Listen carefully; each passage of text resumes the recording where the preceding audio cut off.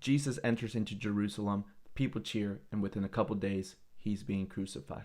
Here are a couple things that we can learn about the triumphal entry of Jesus. Within the first 9 verses of Mark chapter 11, we see that Jesus sends out his disciples. And in doing so, Jesus knows that once he enters into Jerusalem on this colt, that he is fulfilling that prophecy in Zechariah chapter 9, verse 9.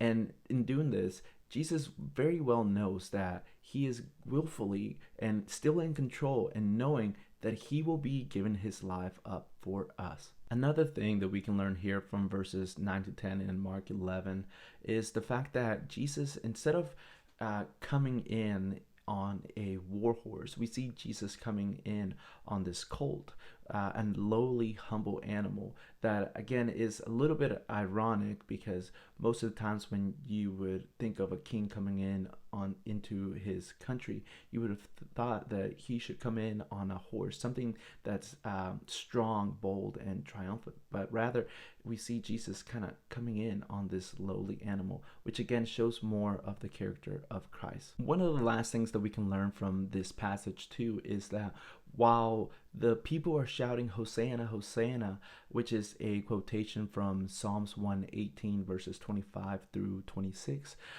we see that though they are accepting and acknowledging that Christ, that Jesus is the Messiah and the one that's come, their King, they have a complete misunderstanding of who Jesus truly was and what he was going to be accomplishing.